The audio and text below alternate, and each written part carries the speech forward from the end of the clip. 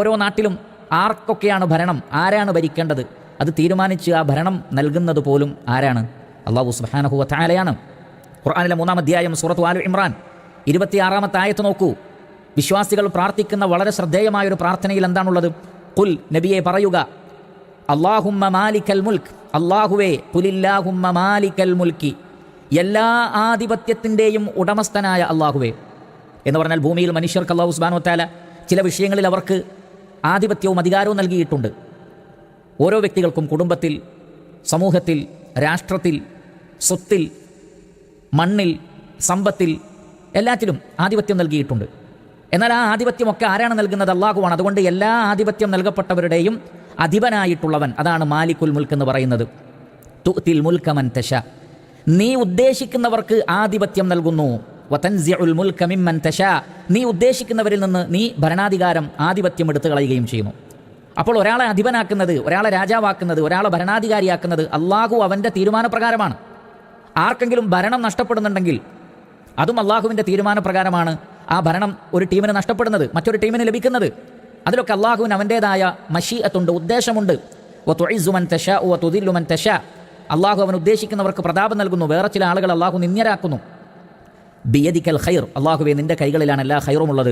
ഇന്നക അലാ കുല്ലി ഷൈഇൻ ഖദീർ, നിശ്ചയം നീ എല്ലാറ്റിനും കഴിവുള്ളവനാകുന്നു.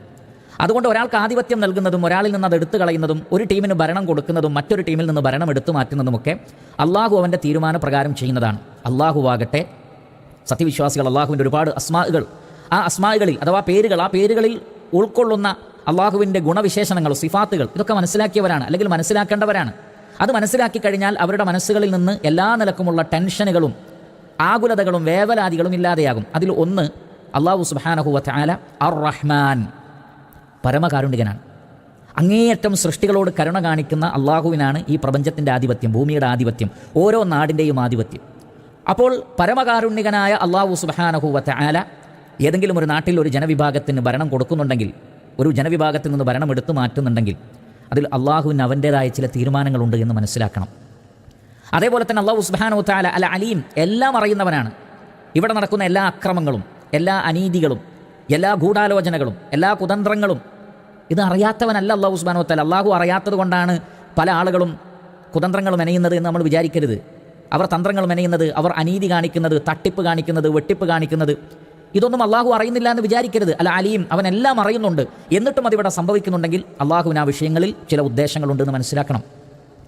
അതേപോലെ തന്നെ അല്ലാഹു സുബ്ഹാനഹു വ തആല ഇന്നല്ലാഹ അലാ കുല്ലി ഷൈഇൻ ഖദീർ, അല്ലാഹു സുബ്ഹാനഹു വ തആല എല്ലാറ്റിനും കഴിവുള്ളവനാണ്.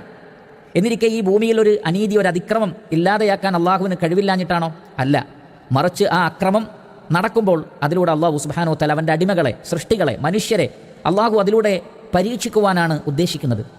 അതേപോലെ തന്നെ അല്ലാഹു സുബ്ഹാനഹു വ തആല ഹക്കീമാണ്, അഗാധജ്ഞനാണ്, തത്വജ്ഞനാണ്. ഏത് കാര്യവും ഏത് രൂപത്തിൽ എപ്പോൾ എങ്ങനെ ചെയ്യണമെന്ന് റഹ്മാനായ റബ്ബിനറിയാം. അല്ലാഹുവിൻ്റെ ഓരോ തീരുമാനങ്ങളിലും, അവൻ്റെ ഓരോ ഖദറുകളിലും, ഓരോ വിധികളിലും അല്ലാഹുവിന് അവൻ്റേതായ ഹിക്മത്തുണ്ട്. അതുകൊണ്ട് തന്നെ ഇതെല്ലാം ഉള്ളവനായ അല്ലാഹു സുബ്ഹാനഹു വ തആല അറിഞ്ഞുകൊണ്ടാണ് ഇതെല്ലാം ഇവിടെ സംഭവിക്കുന്നതെങ്കിൽ അതിലൂടെ അല്ലാഹു സുബ്ഹാനഹു വ തആല ഉദ്ദേശിക്കുന്ന ചില കാര്യങ്ങളുണ്ട്. നമ്രൂദ് എന്ന ക്രൂരനായ ഒരു ഭരണാധികാരി ഇബ്രാഹിം അലൈഹി സ്വലാത്തു വസ്സലാമയുടെ കാലഘട്ടത്തിലുണ്ടായിരുന്ന, അല്ലാഹു സുബ്ഹാനഹു വ തആല പറയുന്നത് എന്താണ്? അലം തറ ഇലല്ലദീ ഹാജ്ജ ഇബ്രാഹിമ ഫി റബ്ബിഹി അൻ ആതാഹുല്ലാഹുൽ മുൽക്ക്. ഇബ്രാഹിം അലൈഹി സ്വലാത്തു വസ്സലാമയോട് തൻ്റെ രക്ഷിതാവിൻ്റെ വിഷയത്തിൽ തർക്കം നടത്തിയ ആളെ കണ്ടില്ലേ? അൻ ആതാഹുല്ലാഹുൽ മുൽക്ക്, അവന് ആധിപത്യം നൽകിയത് അല്ലാഹുവാണ്. അപ്പോൾ നമ്രൂദ് എന്ന മോശം ഭരണാധികാരി, ഞാനാണ് ജീവിപ്പിക്കുകയും മരിപ്പിക്കുകയും ചെയ്യുന്നത് എന്നുവരെ പറഞ്ഞ ഒരു രാജാവ്, ആ രാജാവിന് പോലും ആധിപത്യം കൊടുത്തത് അല്ലാഹുവാണ്. ഫിറഔനിന് ഭരണം കൊടുത്തത് അല്ലാഹുവാണ്. ലോകത്ത് കടന്നു വന്ന ക്രൂരന്മാരായ ഏതെല്ലാം ഭരണാധികാരികളുണ്ടോ അവർക്കൊക്കെ ഭരണം നൽകിയിട്ടുള്ളത് അല്ലാഹുവാണ്. അല്ലാഹു സുബ്ഹാനഹു വ തആലയുടെ തീരുമാനപ്രകാരമാണ്. അതുകൊണ്ട് തന്നെ വിശ്വാസികൾക്ക് അവിടങ്ങളിലൊക്കെ വ്യക്തമായ കാഴ്ചപ്പാടും നിലപാടുകളും ഉണ്ടാകണം. അല്ലാഹു സുബ്ഹാനഹു വ തആല അതിലൂടെ പലതും ഉദ്ദേശിക്കുന്നുണ്ട് എന്ന് നമ്മൾ മനസ്സിലാക്കണം.